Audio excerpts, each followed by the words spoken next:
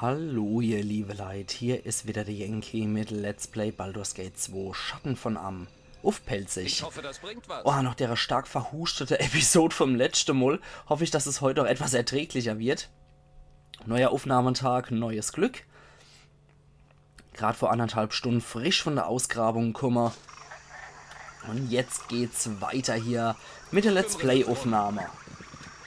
Jetzt haben wir 8 Stunden gereist. 24 Tage und 11 Stunden insgesamt unterwegs. Und wir sind beim Druidenhain angekommen. So, mal gucken, was da kommt. Zum Beispiel ein Troll. Passt in diesen Wäldern besser auf, was ihr tut. Ich finde die Stimme so hirnlos. Ihr passt in diesen Wäldern besser auf, was ihr tut. Geil ist noch, ich hoffe, dass wirklich auch noch der zweite Spruch kommt. Das ist die hirnloseste überhaupt. Das ist: Vergreift euch nicht an der Natur oder die Natur vergreift sich an euch. Das ist so dämlich. Okay, dann sprechen wir mit den Pauten. Ich warne euch ausdrücklich, Eidringlinge.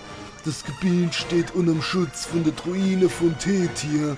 Wenn ihr nicht umkehren, wenn ein Zorn der Natur zu spüren kriege. Okay. Ich werde eure Drohung nicht hinnehmen und jeden Angriff mit eigener tödlicher Kraft beantworten. Okay, das ist schon ziemlich chaotisch böse. Okay, da können wir noch bestechen. Das erwähnen wir mal der Zernt. Ihr habt mit Zernt gesprochen. Ich hab gehofft, könnte dass er oder ein anderer hier entsandt wird, um einzugreifen. Er dient ein großer Druide im Norden und er weiß bestimmt, wie man mit den Falldorn umzugehen hat. Die hat eine ganze Reihe von ihnen mit Tricks verführt, wie man sie von Schattendruide kennt. Schattendruide, das sind zur Erklärung, falls ihr das nicht kennt, das waren, und ich glaube, das sind auch noch in aktuelle D&D-Systeme, sind die Schattendruide die böse Druide. Normalerweise sind die neutral, die Druide, und ich glaube, die Schattendruide haben eine neutral-böse Gesinnung. Könnte aber auch Quatsch sein, was ich da sag. Aber auf jeden Fall sind die ziemlich aggressiv in ihrer Art. Jo. Vielleicht können das herausfordern. Sie fühlen sich offenbar noch an die alte Regel gebunden, auch wenn sie unsere Absicht vergift. Ich muss jetzt gehen. Ich darf mich mit Außenstehenden nicht sehen lassen, wenigstens seien vorsichtig. Ihr wären hier nur, wenn ich Unterstützung finde. Ja, wie man diesen reizenden Troll hier sieht. Also Abteilung Attacke und Druff und de Wetter. Du latscht da weg, de Pauden mit der schönen Stimme. Und Jesus, fällt da mal endlich der dappische Troll. Jetzt lassen wir mal in Frieden, dass er in Ruhe hier fallen kann.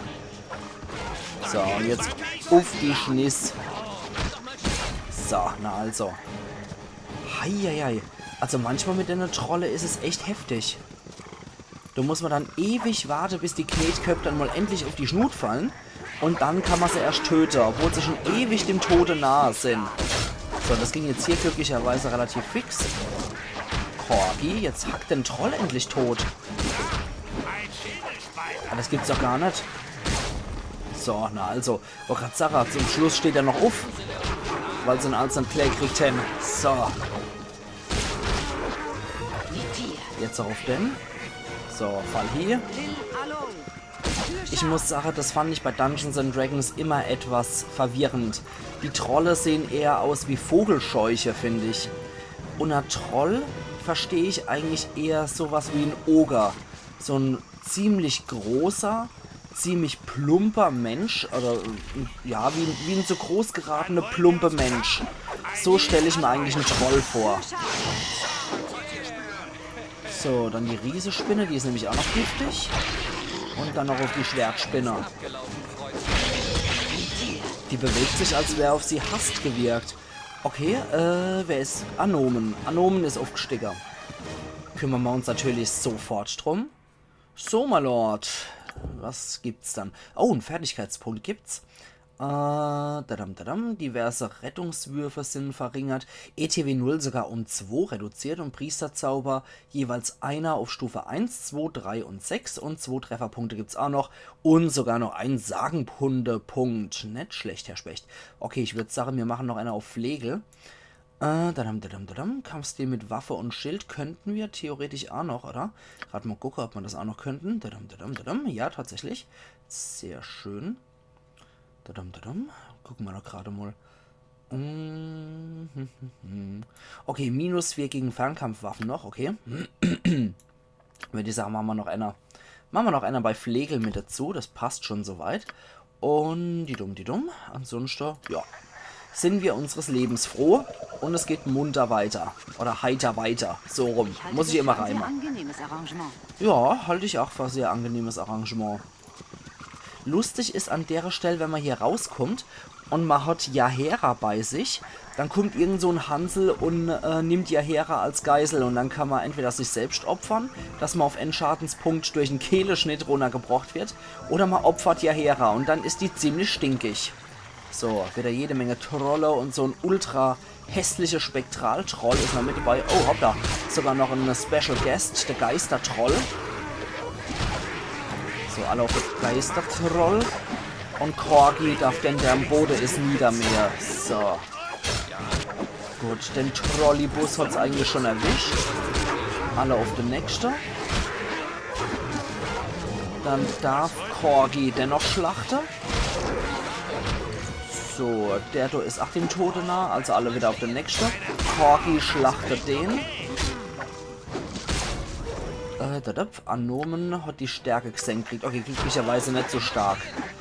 Weil wenn eine Fähigkeit bis auf 0 sinkt, dann stirbt ein Charakter. Das kann als problematisch werden. So. Eure Diebe sind von den zugewiesenen Aufträgen zurückgekehrt. Okay. Das behalte ich mal im Hinterkopf. Das ist gar nicht mal so schlecht. Troll, stirb doch bitte endlich. Fall hier. So. Okay, die Diebe sind zurückgekehrt. Das heißt, ich muss dann wieder, nachdem ich hier in dem Trollbau fertig bin, werde ich wahrscheinlich nicht mehr hier gehen. So. Ah, erst noch ein Schluck Wasser. Ambrosia für die Kehle. So, da kommen schon 2 neue A gekackt. Erstmal auf das Specktroll. Und klappt endlich zusammen. Okay. Der ist kaputt. Der da hängt irgendwie fest. Oh, da ist noch ein Geistertroll. Kennt ihr noch die Werbung aus den 90er Jahren in der Halle des Bergkönigs? Zaubertrolle hier und da, überall wunderbar. Da erinnert mich das ein bisschen dran. Sehr, sehr viele Trolle auf einmal. Okay. So. Jetzt kipp schon endlich um, du blöder Troll. Das ist halt immer das Nervige. Zu warten, bis das getriggert wird bei einem Troll. Okay, Anomen schicken wir auch nochmal hinterher. Und Abdel Adrian darf auch nochmal auf die Gosch hauen. So. Gut, jetzt verziehen wir uns bitte alle bis auf Korgan. Corgi darf ihn schlachten. 2 kritische... Das gibt's doch gar nicht. 3 kritische Fehlschläge, obwohl der Troll direkt vor ihm ist. Ich stelle mal die Situation rollenspieltechnisch sehr lustig vor. Der Troll liegt auf dem Boden und Korgan haut einfach 3-mal daneben. So, upsi, ups. Ah, da kommt der nächste. Troll attackiert Korgan. Na dann truffende Wetter. Also Korgan haut mal gerade ein bisschen auf den Neve, um ehrlich zu sein. Der hatte ein paar zu viele kritische Fehlschläge. Und ganz im Ernst. Ach, Korgan, komm. Hopp, der muss umkippen. Und jetzt wird er niedergemäht. So. Heieieiei. Das ist immer schlimm, wenn diese Trolle so extra Wärst brauchen. Zack.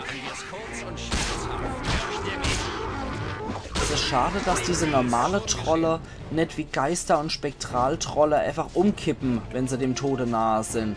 Sondern die zappeln noch ein bisschen in der Gegend rum. Und ich mag einfach nur, dass der umfällt. So. Jetzt ist er endlich down. Also Korgan, der liegt vor dir. Du bist schon nicht blind oder so. So. Da haben wir noch irgendwelche Rüstungsarmbänder. Ein Riesentroll ist da, okay. Für den Orden, genau. Der dich verstoßen hat. Mann, Mann, Mann. schade, dass er mit der neuen Gesinnung keine neue Sprüche kriegt hat, muss ich ganz ehrlich sagen. Ah, okay. Jetzt haben wir den Troll niedergemäht. So, das gehen wir mal an Abdel Adrian weiter. Armbänder der Bogenschützen. Der Beschützer des Tals. Bei einem gefährlichen Zusammentreffen mit einem rivalisierenden Herrscher forderte der König des großen Tals zusätzlich zu seiner normalen Garde den Schutz seiner besten Bogenschützen an. Moment, forderte an, okay, passt. Die Bogenschützen, die jeder mit einem verzauberten Bogen und verzauberten Armbändern ausgestattet waren, versteckten sich in Reichweite des Schauplatzes für die Zusammenkunft. Wie erwartet versuchten feindliche Truppen, den König zu ergreifen und seiner Herrschaft ihren Willen aufzuzwingen. Aber sie hatten nicht mit der unglaublichen Zielgenauigkeit der verborgenen Bogenschützen gerechnet. Der König konnte unverletzt entkommen und keiner der Angreifer sollte die Möglichkeit haben, sich ihm je wieder zu nähern. ETW 0-2 bei Fernkampfwaffen. Das heißt, man trifft einfach besser. Das ist Zeug, das können wir auf jeden Fall verkaufen. So, das kann Abdel Adrian so schon identifizieren. Also gerade früher waren beim AD&D waren die Schurke wirklich nicht schlecht, wenn man keinen Magier in der Gruppe gehabt hat. Dabei Schurke bzw. Spitzbuben wurden sie ja immer genannt. Dabei denn die Sagenkunde relativ hoch ist, können die Gegenstände schon so identifizieren. Das ist natürlich sehr praktisch. So. Alle noch auf den Riesentroll. Okay, und dann haben wir noch was Neues. Okay, dann kann er mal bei sich aufnehmen. Dann kann Edwin nicht identifizieren. Dann kann es bestimmt auch Abdel Adrian nicht nehmen. Okay, da muss der erstmal bei Korgan bleiben. Gute Idee, das mir zu übertragen. Und wartet noch auf seine Identifizierung. So. So besonders ist das Ding jetzt auch nicht, aber ja. Man hat's halt, ne? Man hat's halt im Inventar. Und man kann es ja verkaufen. Allerhopp, da gehen wir jetzt mal hier raus. Soweit ist hier alles erledigt. Und so können wir aus dem Gebiet rausgehen. Glaube ich. Nee, doch noch nicht. Okay, dann können wir ja eigentlich die Sache in Handelstreff auch noch relativ fix abschließen, bevor wir wieder nach Art Cutler zurückkehren. Weil das mit den Diebe, das wird jetzt auch nicht Ewigkeiten dauern. 12 Stunden, 12. Stunde haben wir's, also so ewig wird es nicht dauern. Die dumm. Wiki. Machen wir mal eine mittelschwere Wunderheilen auf Korgan. Und ein kritische Wundenheilen auf Korgan. Dann hätte ich noch gern einen schwere Wundenheilen auf Abdel Adrian. Müssen die Diebe halt ein bisschen warten, würde ich sagen. So. Weil die Sache ist schon wichtig. Also ich meine, das mit den Diebe ist halt schon eine urige Angelegenheit. Aber es kann halt schon auch wirklich sehr lästig sein. Dieses ständige, ich muss jetzt wieder zurückreisen, nur um den Schmarrn wieder zum Larve zu bringen. Eine gewisse Zeit lang warten die die Schattendiebe. Aber die warten halt auch nicht ewig, muss man dazu sagen. Das heißt, man muss schon relativ zügig wieder zu ihnen kommen. Aber ich denke, für die Aufgabe hier brauche ich maximal bis Ovens. Und wenn die Aufgabe Ovens erledigt ist, dann kann ich auch noch Ad Cutler zurückkehren. Da geht man effektiv einen Tag halt flöte. So. Finstere, unnatürliche Kreaturen. Faldorn und ihr Schattendruide schützen den Wald jetzt. Aber erstmal einen Schluck Wasser trinken. Das ist viel wichtiger. Und wisst ihr was? Die Trolle kriegen wir leicht kaputt. Die Druide sind eher das Problem. Um die kümmern wir uns zuerst. Da wir auch ziemlich miese Typen sind, kümmern wir uns zuerst um die Druide, weil das sind die Zauber wirken. Das sind die problematisch werden können für uns. Erstmal die... Habt ihr das gehört? Vergreift euch nicht an der Natur oder sie vergreift sich an euch. Das ist so geil, ich könnte mich kaputt lachen darüber. Okay, jetzt machen wir noch mit den Kämpfer kaputt. Das ist so dämlich, der Spruch. Okay, der Kämpfer verreckt sowieso gleich. Und Edwin ist Level aufgestiegen. Ach, sehr gut. Okay, jetzt können wir uns um die Trolle kümmern. Aber ganz im Ernst, die Trolle sind echt ein Problem. Aber ich mag das nicht, wenn ich irgendeinen Magier oder so im Nacken habe, der noch zaubern könnte. Das gefällt mir persönlich gar nicht. So.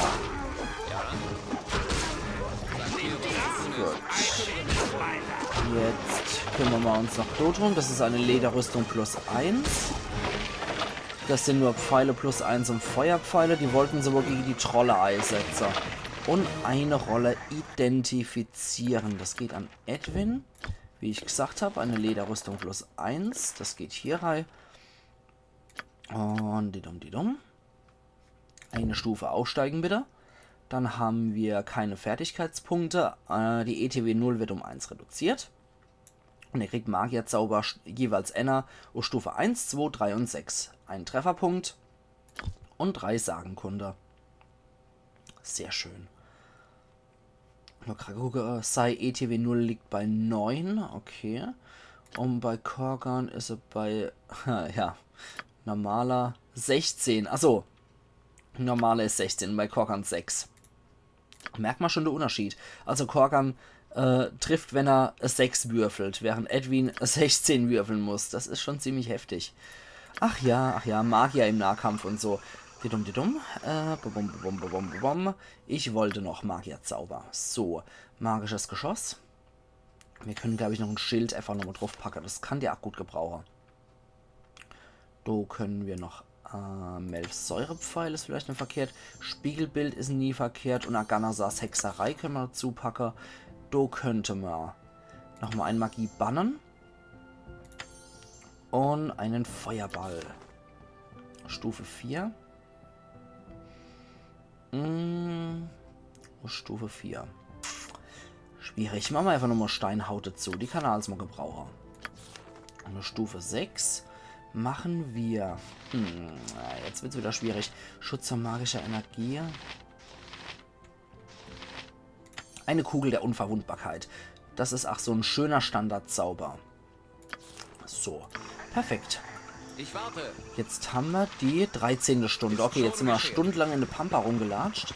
Dafür haben wir den schönsten Spruch der Druide gehört. Vergreift euch nicht an der Natur oder sie vergreift sich an euch.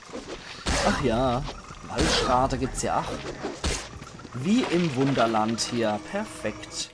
Das sind wir schon relativ richtig. Eingang zum Trollhügel. Okay, so hieß das.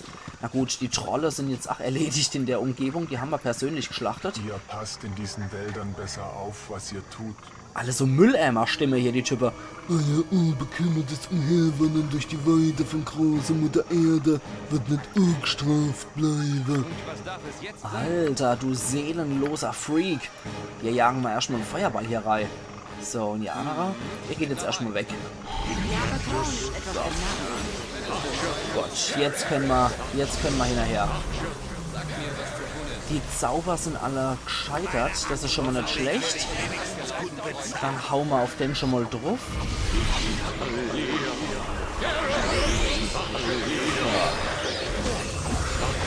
Oh, verstricken, natürlich.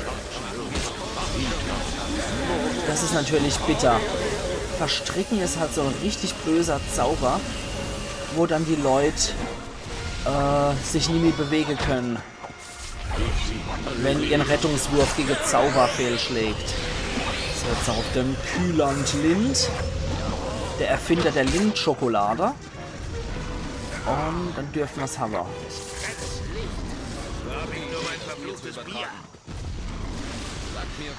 War das eben Korgan? Verfluchtes Licht? Ich brauche erstmal einen Schluck Bier? Das habe ich gar nicht mitgekriegt. Vor lauter Geräusche und Umgebung. Ach ja. Dummerweise sind das alles Habenichtse.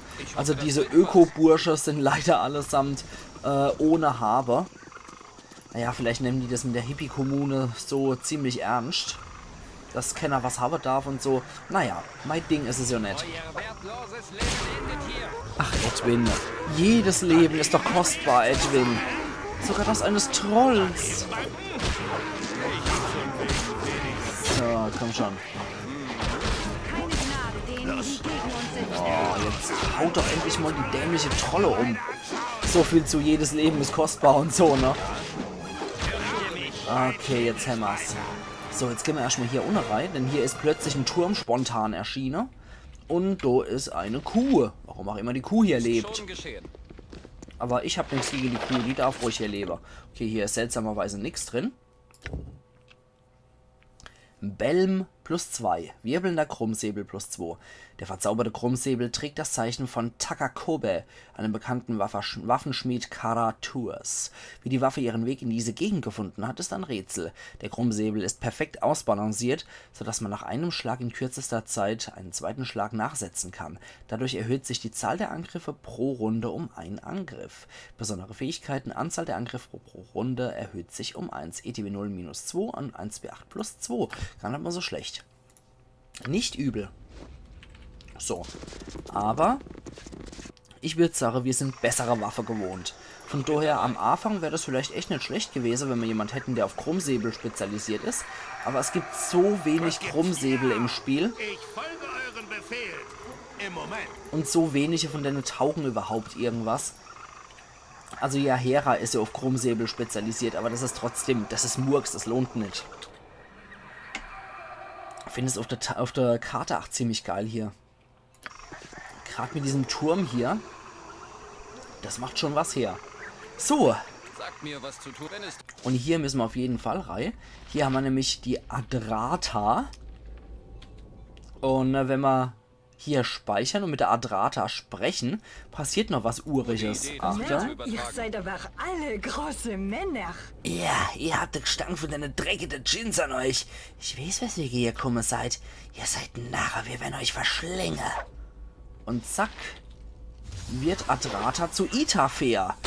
Das ist der Rakshasa, der gesucht wurde. Von der Daojin.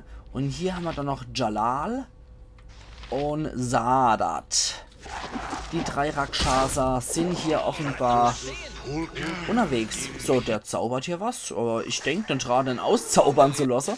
Sobald ich Türe habe, nutze ich die Türe ab. So. 15.000 Erfahrungspunkte bringt Itafer. Das ist ziemlich heftig. Und der kann so oft wie er will in Kerktus Purkan da aber machen. Ich weiß genau, was der Drecksack vorhat. Der hätte uns eine Todeswolke gezaubert und dann hätten wir ein Problem gehabt. So, der Jalal hat 3000 Erfahrungspunkte gebraucht. Der hat noch ein Amulett. Also Itafer hat noch ein... Huch, Itafer. Dieser Gegenstand kann nicht abgelegt werden. Warum? Okay, aber bei Korgan kann er. Seltsam. Okay, hier haben wir noch Itafers Kopf. Wie ein Tigerkopf ist es. Das ist der Kopf der Rakshasa Itafer. Okay, ich weiß bis heute nicht, ob Itafer ein Mann oder Frau ist. Schutzperidot gegen Gift. Das Schutzperidot hat die Form eines großen Edelsteins in einer massiven Goldkette.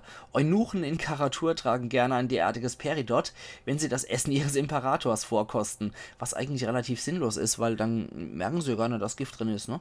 Besondere Fähigkeiten: Der Träger ist immun gegen Gift und kann einmal täglich Gift neutralisieren.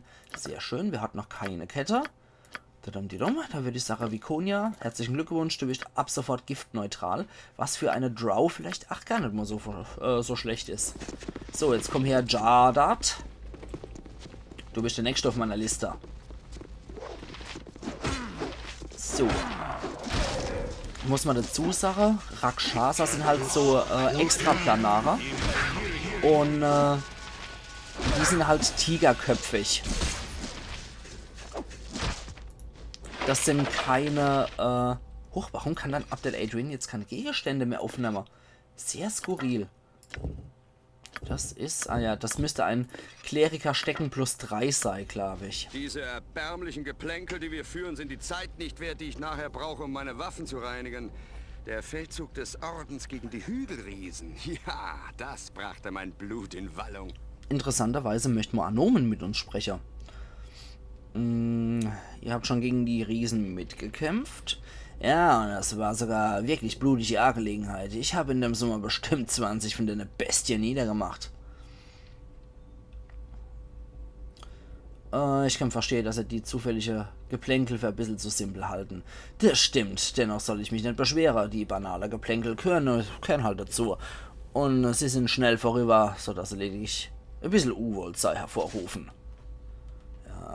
Ein riesen Arschloch. Äußerst arrogant. Aber ich habe irgendwie Angst, wenn ich den beleidige, dann haut er einfach ab. Das könnte ich mir sehr gut vorstellen bei dem Typ. Okay, Abdel Adrian. Ich bin dabei. Magst du dich noch bewegen, Majestät, wenn du schon Gegenstände mehr aufnimmst? Okay.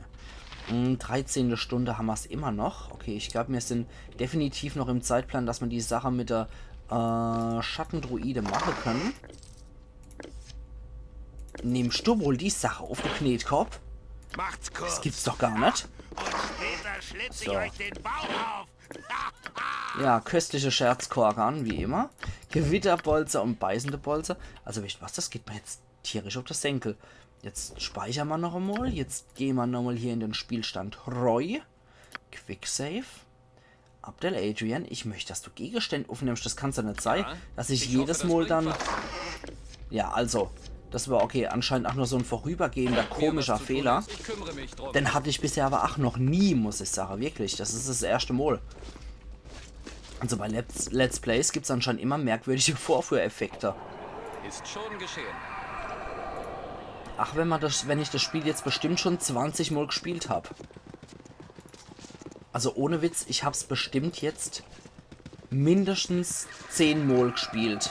Wenn nicht sogar wirklich doppelt so viel. Also ich glaube 15 bis 20 Mal könnte echt hier kommen, dass ich das Spiel schon durchgezockt habe.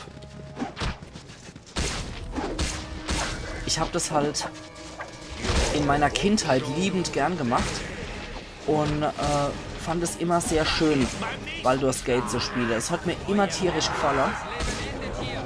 Und ich fand es immer wieder cool und auch mit verschiedenen Charakteren das Ganze durchzuspielen. Also ich habe es bestimmt mit jeder Klasse und mit jeder Unterkategorie schon mal durchgespielt. Nur habe ich halt auch Halbling nie wirklich gespielt. Halborg habe ich schon gespielt, Halbelf, Zwerg habe ich schon gespielt. Ah, da ist der Zernt wieder. So sicher wie die Jahreszeiten den Lauf der Welt vorantreiben, wusste ich auch, dass wir uns wiedersehen würden. Gehe ich recht in der Annahme, dass ihr mir helfen wollt, den Druidenhain zu untersuchen?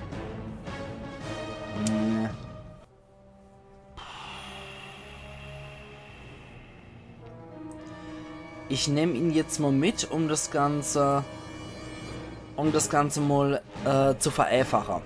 Meine Absicht, das Spielen Karol, solange die Ergebnisse in Ordnung sind. Ich bedauere es zutiefst, Fremde daran beteiligt zu müssen, insbesondere wenn sie nicht willens sind.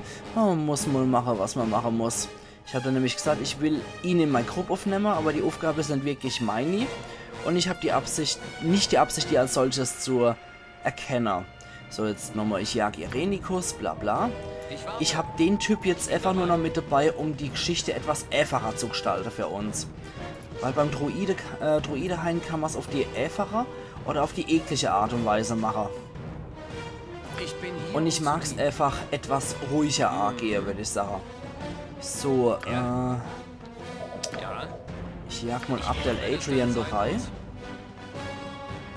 Und schnetzel mal den Dalok hier. So, zack. 82 Schadenspunkte, der Typ ist tot. Und die anderen reagieren nicht drauf. Das ist gut. So, alles klar. Dann schnetzeln wir die anderen ab, wenn die sich so einfach abmurksen lassen. Kein Thema. So. So. Und mach ihn nieder. Hopp, kill ihn. Ah, scheiße. Okay. Das wird so nichts mehr in der Welt. Auf den Typ drauf. Oder sie vergreift sich an euch. Ah, na. Ihr habt doch schon wieder gesagt, der Knetkopf. Vergreift euch nicht an der Natur oder sie vergreift sich an euch. So, erstmal Heiler. Gerade eben gesehen, dass Abdel Adrian schier verreckt. Und der heißt einfach Klebstoff. Okay. Warum nicht? Gute Klebstoff. So, da haben wir noch so 2 Gegenstände. Eine Flammenzunge +1. Es gab noch eine Zeit, in der es nie Winter noch nicht warm und in der großen Anauch, tatsächlich noch nicht warm und in der großen Anauroch noch nicht trocken war. So behaupten es zumindest die Legenden. Es gibt nur noch wenig Relikte, die Zeugnisse dieses Zeitalters ablegen und nur ein Bruchteil dieser Relikte hat einen Zweck, den man auch heute noch erkennen kann. Dieses Schwert brennende Erde ist jedoch kein komplizierter Gegenstand. Es verbrennt die Feinde schlicht und einfach mit magischem Feuer. Eine kryptische Rune scheint anzudeuten, dass das Schwert die Energie dazu direkt aus dem Erdreich bezieht. Wer die Waffe konstruiert hat, bleibt ein Rätsel für euch. Auf den ersten Blick wirkt die Waffe ganz normal, aber irgendwie scheint sie nicht richtig ausbalanciert zu sein. Vielleicht passt auch der Griff nicht. Sie belastet den Unterarm, wenn man sie schwingt, und passt nicht so richtig in die Hand. Das stört im Kampf zwar nicht wirklich, doch man kann den lästigen Gedanken nie abschütteln, dass die Waffe eigentlich nie für humanoide Hände gedacht war. +1. Dann +2 gegen regenerierende Wesen wie Troller. +3 gegen Wesen, die Kälte und Feuer einsetzen. +4 gegen Untote. Können wir trotzdem verkaufen, ist eigentlich Quark. Und diese Keule ist ziemlicher Müll und es gibt eigentlich echt keine gute Keule im Spiel. Naja. So, jetzt flattern wir nochmal Klebstoff. Und Klebstoff hat einen Sonnenstein. Und der andere Hansel hat auch noch eine Kette bei sich gehabt. So. Und ich steht Sache. In der Druidehain gehen wir dann morgen bei der nächsten Episode von Let's Play Baldur's Gate 2 Schatten von Arm aufpelzig. Also, machen's gut und bis morgen. Ayan. Yankee.